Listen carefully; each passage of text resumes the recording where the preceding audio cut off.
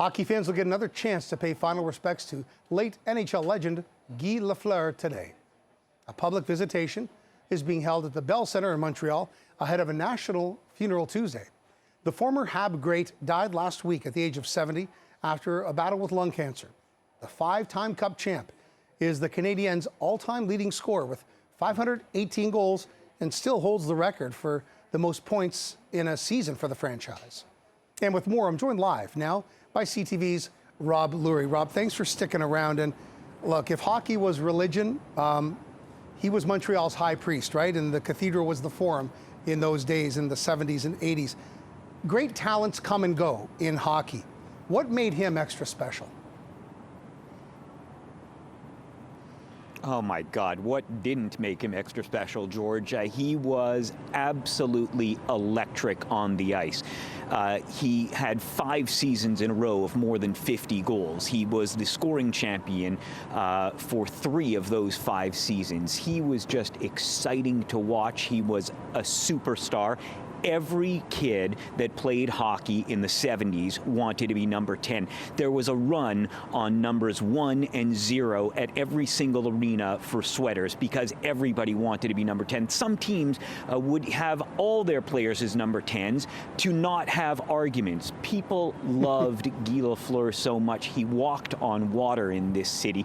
I myself grew up then. I was a 7-year-old boy. I could recite Guy Lafleur's statistics much better than I could recite anything that my teachers were teaching me in school.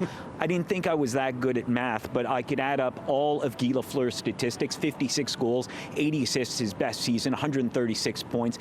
Let me just tell you that the first season that Lafleur didn't score 100 points, George, he was injured for a lot of that season. He only played 51 games. He got 27 goals and 43 assists.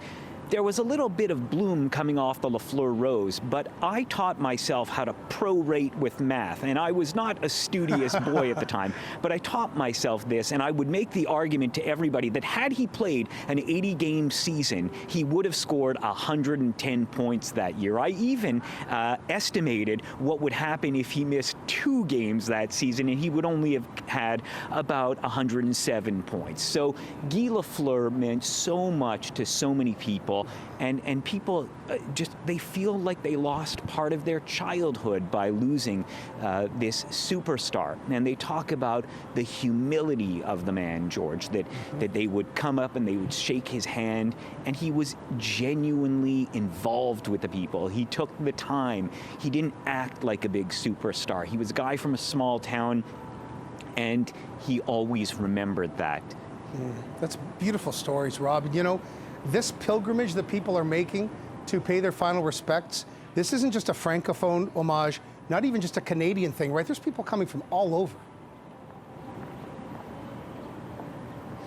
We saw people yesterday from BC, from Alberta.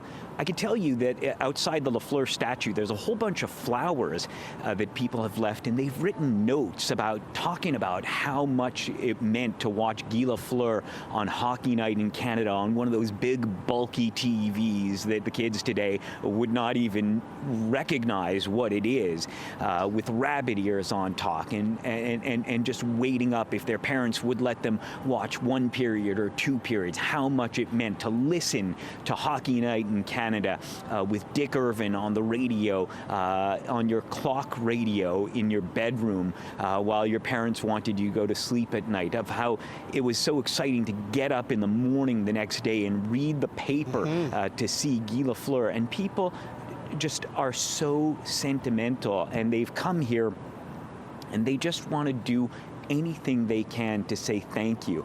And you know, I would be remiss if I didn't talk a little bit more about the man himself, because it's not just about the points. Sure. 8 years ago, I had the privilege to attend a day where Guy Lafleur took a bunch of children who had mental illness issues. He took them to a luxury box where they could have all the pizza, hot dogs, and ice cream they wanted.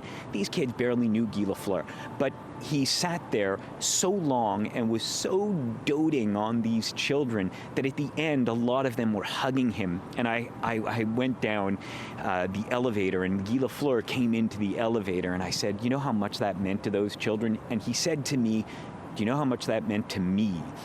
And that was just what kind of a special man he is. So it's not like they're paying respects just to a great goal scorer. It's that they're paying respects to one of this city's favorite sons. Humility and humanity, and in an era where a player played for one team for the whole career and people welcomed that person as part of their family. Rob Lurie, amazing stories. Thank you so much for your time. Thank you, George.